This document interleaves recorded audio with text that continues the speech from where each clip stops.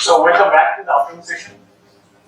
In the morning session, we learned that the zeros of L functions and the prime numbers have a kind of duality. That was, so people tried to study the distribution of prime numbers, and they ended up in studying the zeros of L functions. Okay? So around 1792, 1997, Legendre observed that the primes up to x, say 1, x, this goes like x by log x. Well, it didn't exactly like x log x. He wrote something like x, some linear function. And later he estimated that a should be 1, and for b he got some factor there. So this is the primes, the number of primes up to x is almost of the size x by log x. This observation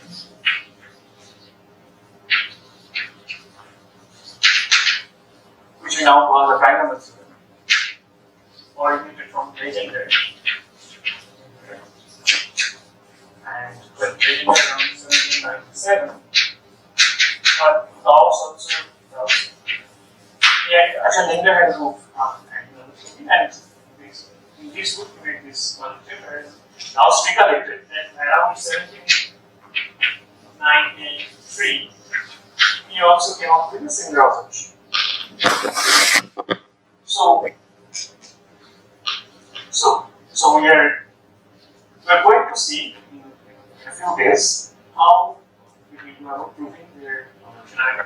We will actually take the shortest route to their the proof of the prime theorem, that is to Newton's. But before we go into that, we will study some basic properties of primes, as well as we will introduce some tools which will lead us to the proof of this. So this theorem, as we was shared in the morning session, this theorem, this observation was proved by Hadamard and the other Gauss in 1896.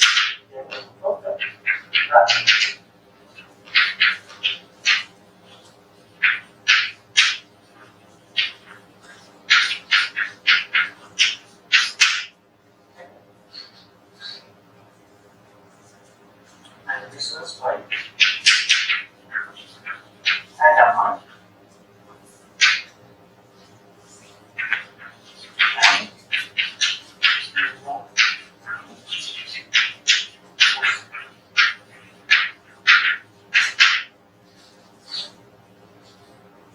And they proceeded in a way, Riemann actually chalked out a way of proceeding. In 1859, he wrote a paper. Riemann's main work is which it actually chalks out some paths to prove the prime number theorem using zeros of the Riemann zero function. So this was 1896, and Riemann's thing was Riemann's paper came out in 1859. But even before that, Chebyshev obtained a quite nice result. He proved that. So this was around that pi x, you know, by pi x, the number of primes of x, right? And then it shows that this is bounded between some constant times x by log x and some constant times x by log x. So there is no constant say between which pi x is bound. and this was Schrodinger's result, and it was rather elementary in comparison with the random theory. Okay. So the nice thing that you should observe is that instead of counting the primes of x, which is actually seemingly rather difficult task, you saw that if we instead try to estimate this, the product of primes which are less than equal to x, this seems to be easy enough than counting the primes of x. Well, here we are. We'll see soon that why this is also sort of counting. Counting with some weights for each of the primes. But for the moment, know that what you should did is that we studied this product and saw that this would be, one could easily give an upper bound for this. So this was the observation. The product of the first theorem that we do in this lecture, and this is going to be rather simple. So consider the product of all the primes p integer less than or equal to n. Then we are going to show that we are normally above by 4 power. Now note that at first, before going into proof, if we prove this, then what does it mean? Take the log on both sides. So it will say that if you take the log of the primes and primes less than equal to n and add them up, that sum is bounded above by n times sum of log 4. So this is basically like you are, instead of doing like summation 1 p less than equal to x, that is what the prime theorem does. Right? This is just primes. It counts the primes. You are summing 1 for each of the primes.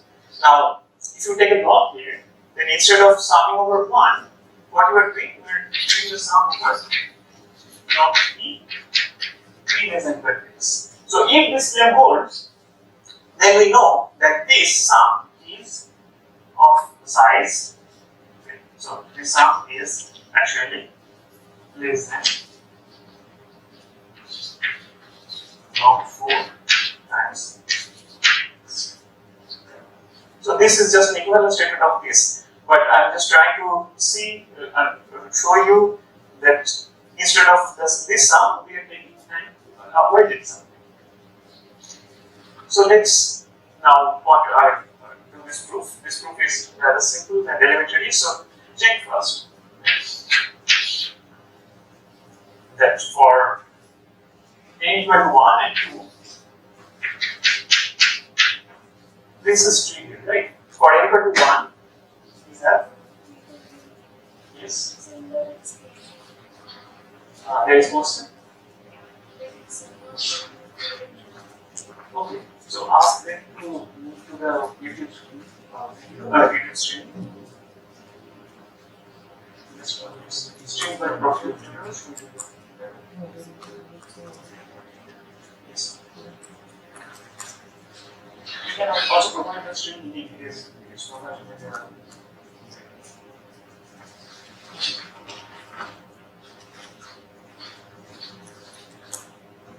So n equal to 1. For n equal to 1 and 2, you have the first one is 19, right? That's of course less than 4 or 1. And then the next one is 2 times 3, that's 6. And here you have 4 squared. So for 1 and 2, 6, 3. And if you keep on checking, you will see that this is what you do. Now we are not going to do that because this is what we are going to do is prove by induction. So it's proved by induction. And we are not going to check for every integer, but we check for n and we go for this one.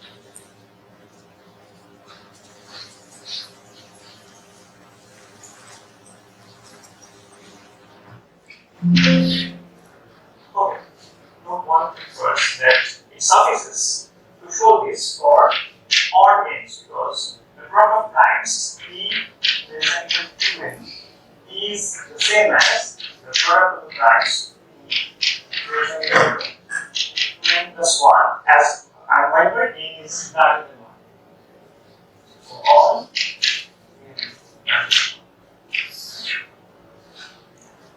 correct. So if I do that means okay, you can check for one more n that is equal to 3. That means you take the product here 2 times 3 times 5 and then cycle. On the right hand side you get 4 cubed, that is 64. Of course it goes. Right? So it is true for n equal to 1, 2 and 3. Now suppose it is true for some n larger than or equal to so up to what n you take. We check for n equal to 1. And for n larger than 1, so this is true.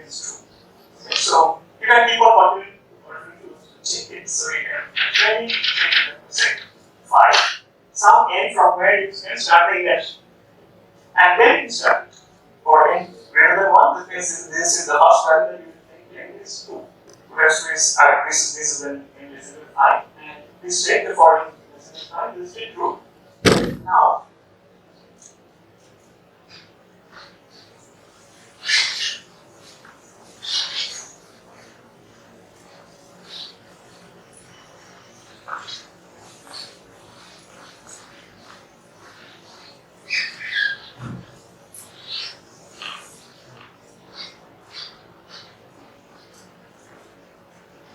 so let's assume that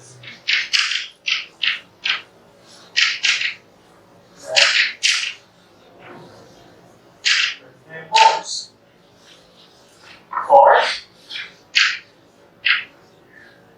n are and the modes for all primes less than equal to n plus 1. And we'll just add them for all primes less than or equal to n plus 1. That means you have the product of the primes p less than or equal to n plus 1. This is less than or equal to less than 4 for n plus 1. Now we're going to the product of primes which are between n plus 1 and 2n. So primes which are strictly between n plus 1. Well, it is strictly greater than n plus 1 and less than 2n, but less than 2n doesn't make it higher. It's in a non-prime thing, so you can also have this here because we are not in the case where n is equal to 1. We have already taken by hand for that. And this one is, well, this number actually, that this divides 2n plus 1 factorial by n plus 1 for n factorial etc.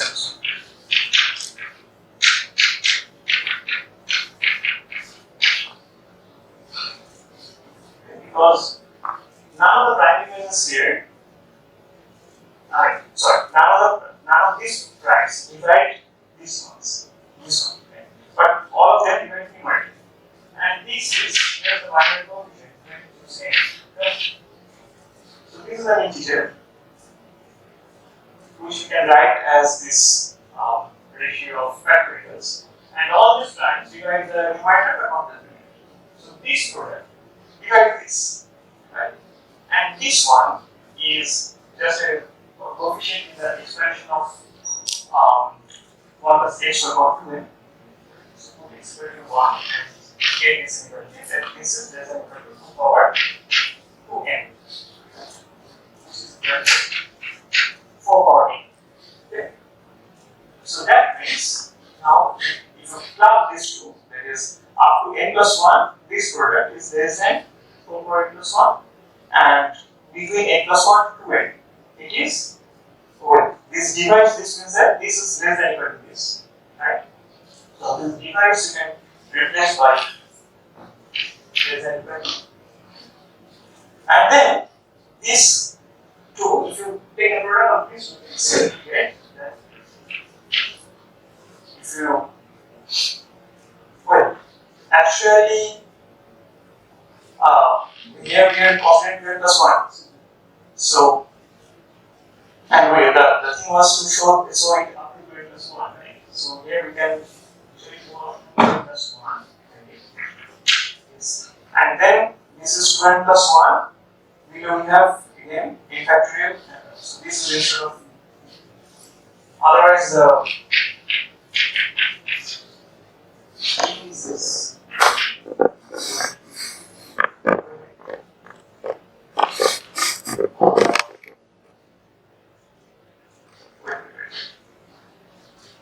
So p less than, here we are going from n plus 1 to n plus 1, and here it is 2n plus 1 factorial divided by n factorial by n plus 1 factorial. And now this is right, this one is perfect, and then we have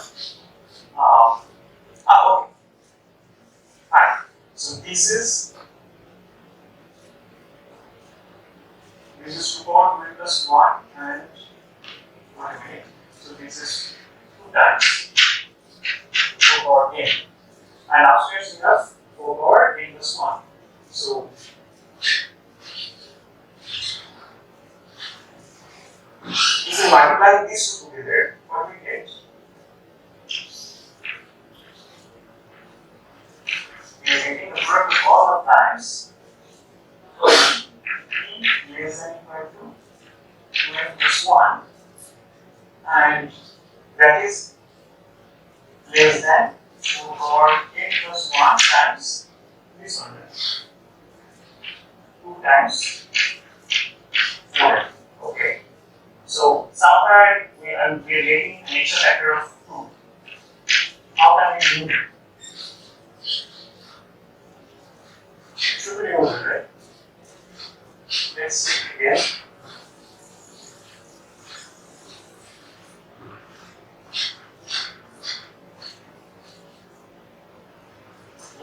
So up to n plus 1, we are assuming that it is the claim force, and then we are proceeding. Okay, if we start instead of n, yes.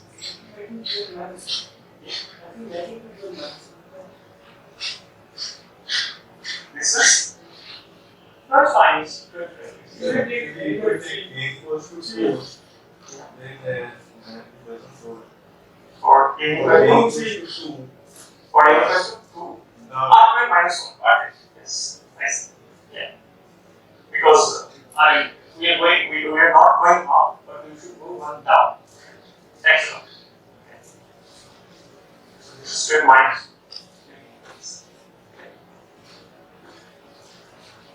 So then from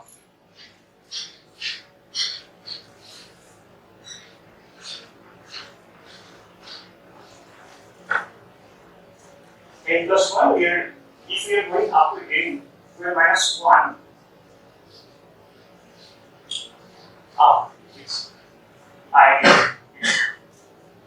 What I want to say is that it's not very nice to work with the minus 1 here. So I want to work with plus 2 here and plus 1 here. Because we know that your plus 2 cannot be a prime. So this will be more of this one. And then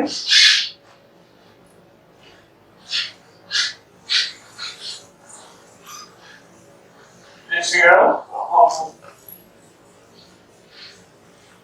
how to get out this. Okay. So we are considering the primes now from n plus 1 we should go up now. Well, now there is no problem in going up to n plus 1, right?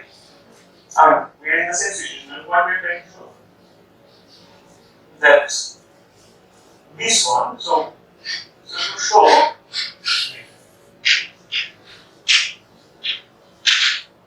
the product of primes p less than equal to n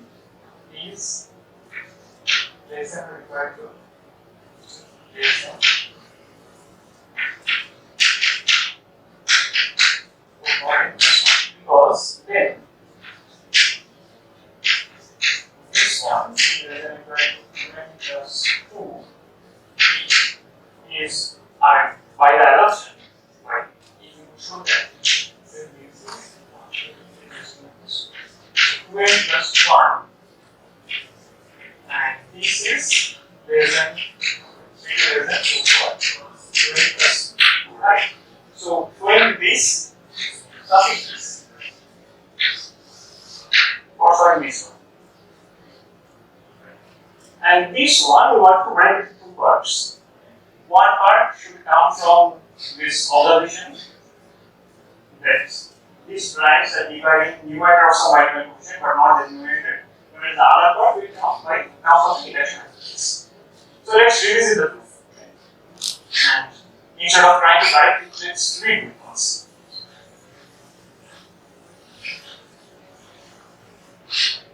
Okay, so this part of primes, we write it as the product of the primes which are less than or equal to n plus 1 times the primes which are between n plus 1 and, well, not 1 plus 2, but we are considering this one. So this is the primes, all the primes between n plus 1 and n plus 1, right? But the primes between n plus 1 and n plus 1 are actually also all the primes between n plus 1 and n plus 2 also. Okay. So that means that will lead us to the proof of this one, but even else.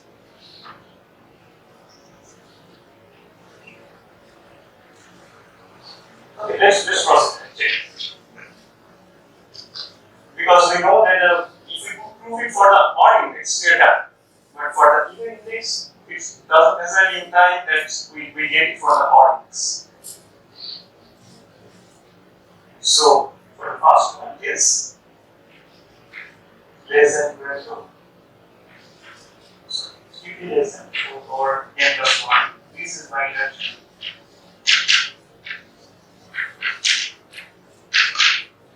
For the second one, we just saw that this part is less than equal to 2 power n plus 1. Yeah, it was less than 2 power n plus 1, right? And this extra plus 1 was making all the problem.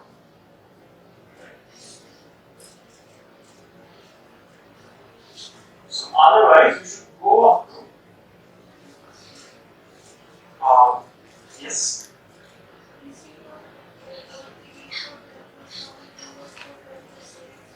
Okay. And then good. We are just 2. Yes, we will get 2 plus 2 here and then one will be right.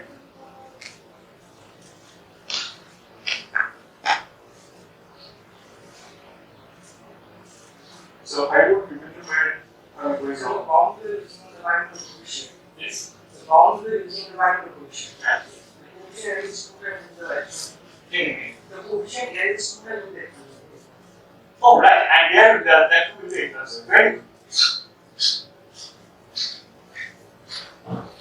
So, if you get the logic, that is plus 1 plus 1 over 2 plus 1. Right? Now, in this array, how does it go? This 2 plus 1 0 plus 2 plus 1 plus 1 plus 1 plus plus inches. And this is the same. So there I operate twice. And so that takes care of this extra plus 1 that was happening.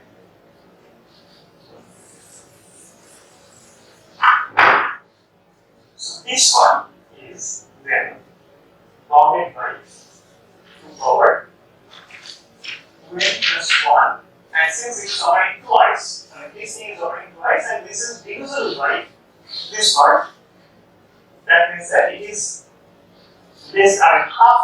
twice of this is less than equal to this one. Right? So let's write it down here clearly, and then we just put the estimate here. So n plus 1, there is an p, there is an n plus 1, and the product is over all the primes. This divides n plus 1 choose n plus 1, 2n plus 1 choose n. Both operating in the extension of 2 power 2n plus 1. So each of them is less than this divided by 2n is 2 power 2n. Alright, so we just put here, and that takes care of this extra plus 1, right? So you have this, and this is the 4 power, and that completes the reduction state, because this product is just equal to this one. Then the product of all the primes are equal to this one. Finally, we have got that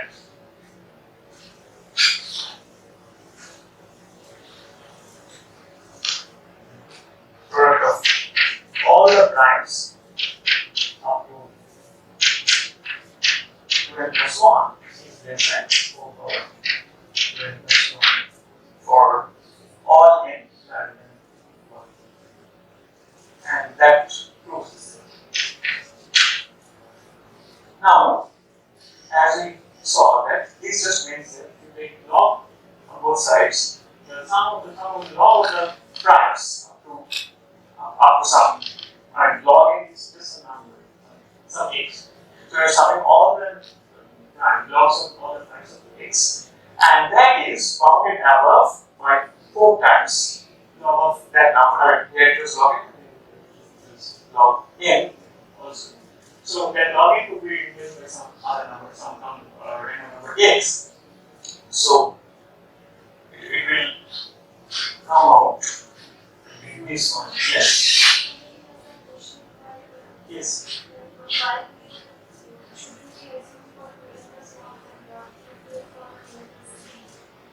Why should we not we assume?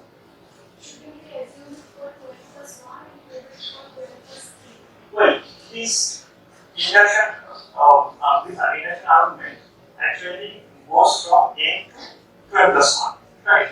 And yeah, I mean, what the question what it was asked for if it is true for 2n plus 1, then it is true for 2n plus 3. Indeed, we are actually doing this, but nevertheless, instead of assuming it all the way up to 2n plus 1, we are just going halfway up to that. Note that it's a strong induction hypothesis. That is, you are not assuming that it is true for 2n plus 1, you are assuming it is true for all the numbers less than or equal to 2n plus 1. That includes n, right? So, if you assume that it is true up to n, then we are showing that it is true for 2n plus 1. Okay. We are assuming up to n plus 1 and going up to 2n plus 1. But notice, and the jump is from n plus 1 to 2n plus 1. But if you go to 2n plus 1, and if you jump by 2, that actually includes this. Right?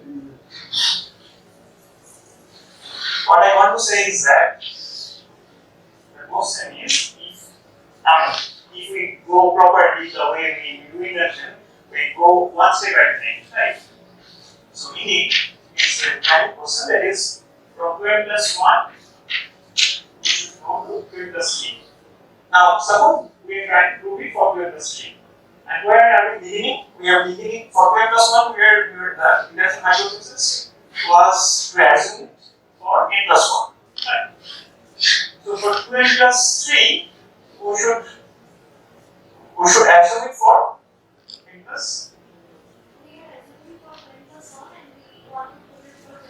So from n plus 1, we went to n plus 1.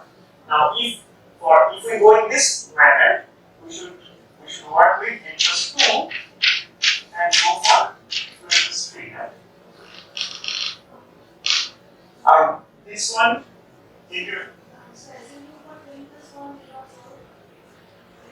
Yeah, and what I'm saying is that if we, so it's not like we are assuming for 2 plus 1, we are assuming for all integers less than equal to 2 plus 1. This is for strong induction, right? And this is also a valid way of doing induction, right? So if we assume for all the integers less than equal to 2 plus 1, that includes in particular n plus 1. Or if you in particular want to go up to 2 plus 3, that would include n plus 2. And since n plus 2 is inside this set of all integers less than equal to n plus 1, indeed we are assuming for all integers less than equal to n plus 1, and in particular we are using this one to go up to this. I hope it answers the question.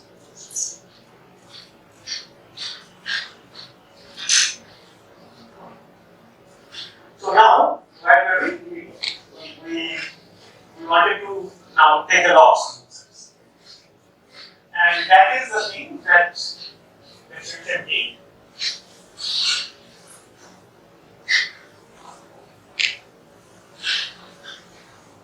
So we downgrade the price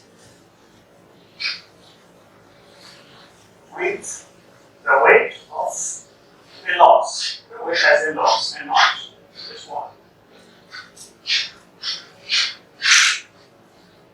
So future defined functions, if we count again and again until we go up to the Copernican theory.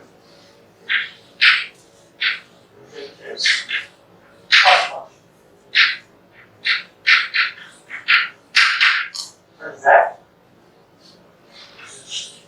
That is. We are summing over all the times. We are taking log and e. Here's a x. So this is basically just like taking the log of this word. And then we have x6. Second function, that is xyz. Okay. Sum over all the primes, well, not primes, but now you sum over the prime powers. So e power t is into x. Log e. Now, let's see that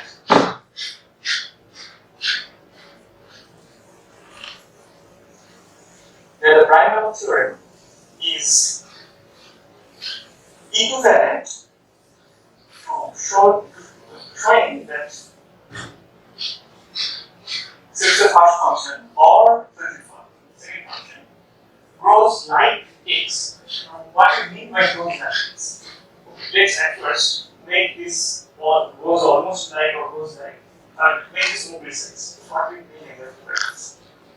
So, slide number 2. Let's state first. We are of course not going to put it today, but just to introduce the notation. What does it say?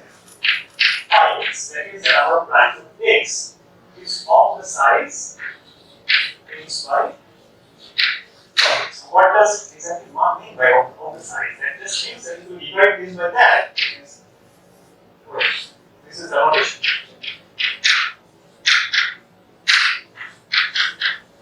If x is of the size gx, that means that limit fx by gx. If you take the, well, if x is of the size gx, and here of course we what is assume we say this is going to be.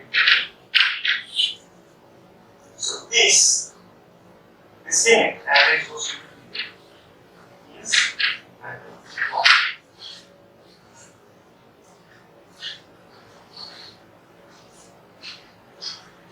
So we'll show that the prime theorem, which is stated here, is equivalent to this.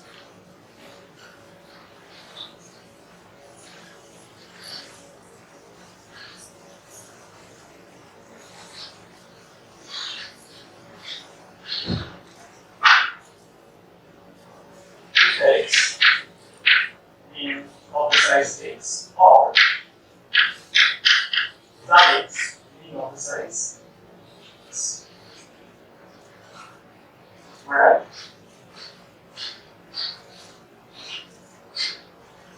Now,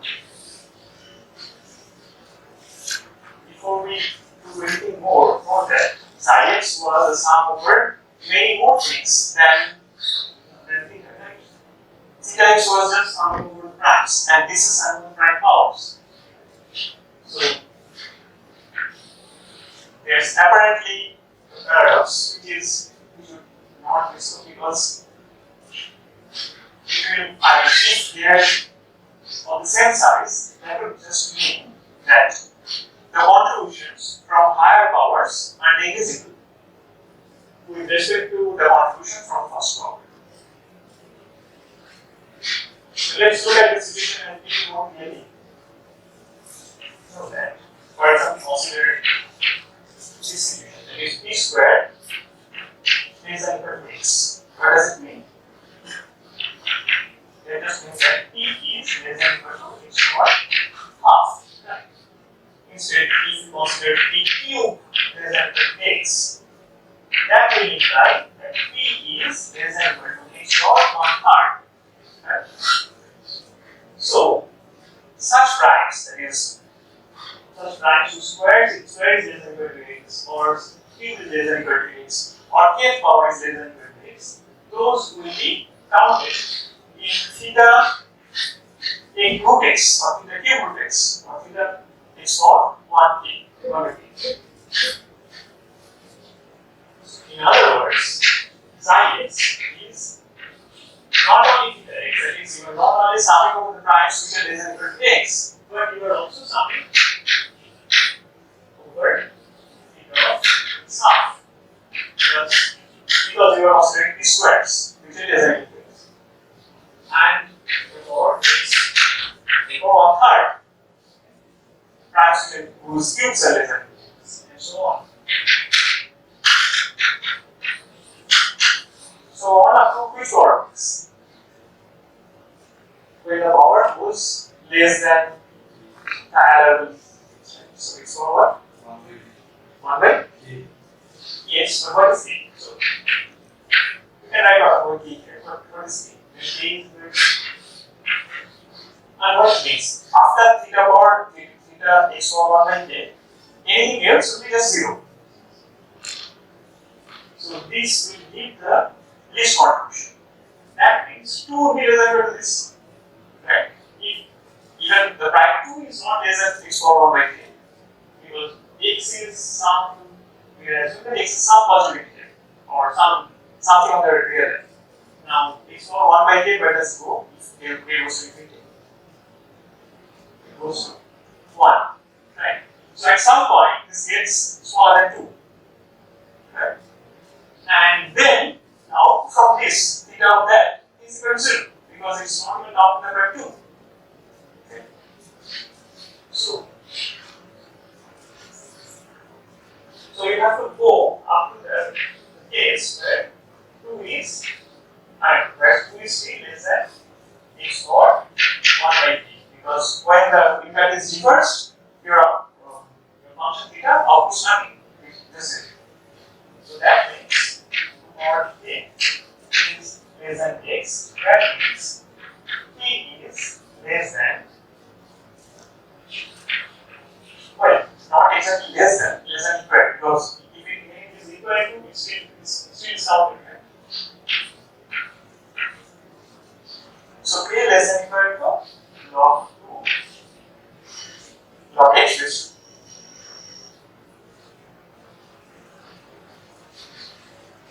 So that will just imply that psi x is bounded by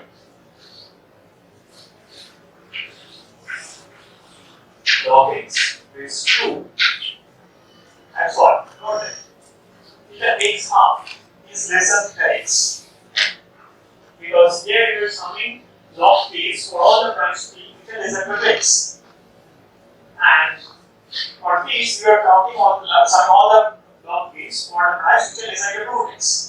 So you are considering much less primes. The number of primes you are considering is apparently much less here. if well, I can say that apparent process here because this is just actually some one issue that we saw in the first one that Professor Itabuchi said that there exists a prime between x square and x whole square is still open. Right? But this, at least you can say that the set of primes with the less than equal to root x is already in the set. Right? So even if we cannot say that there is a strict inequality between the number of primes here and there, we can say that at least this is less than equal to this. Right? And for the higher ones, of course now we can say that there is a strict inequality, but we can just work with the less than equal to. So this one, or xi x is less than equal to this times x.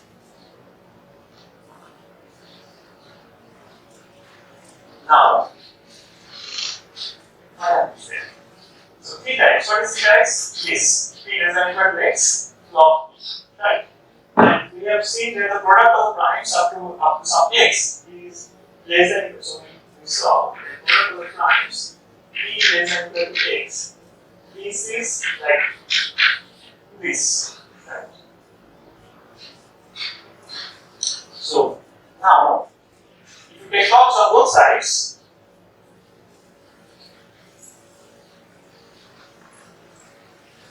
well, we didn't quite see this, but we saw it for integers.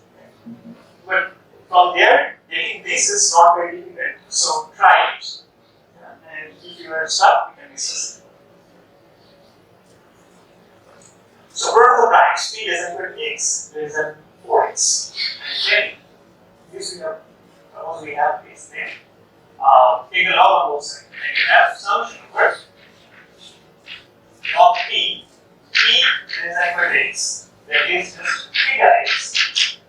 This is less than x times or log 4 times x.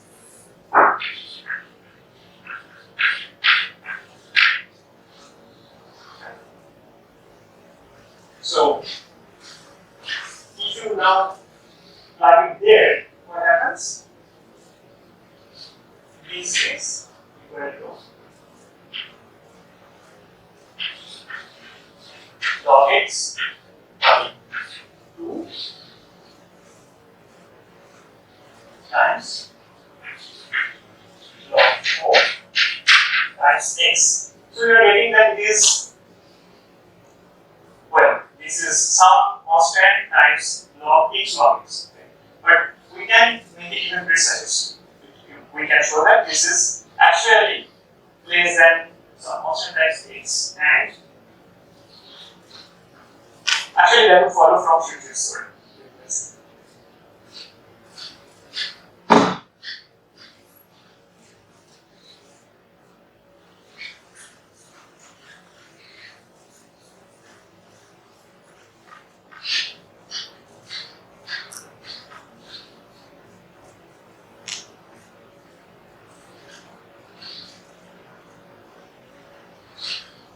This is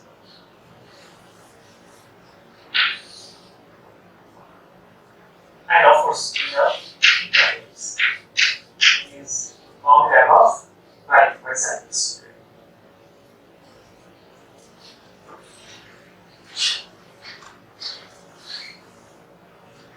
So can I immediately mention it better? How? Yeah, let's check. Okay, there is some, yeah, of course there is some translation. No, it's, and log 2 here. That means log 2 is up 2 units here. And this is 2x log x. But it's still not such a good one. We would like to have just x here and not log x.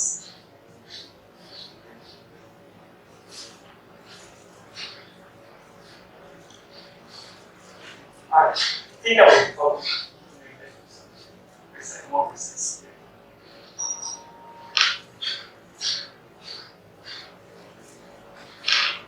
Yeah, what time is it?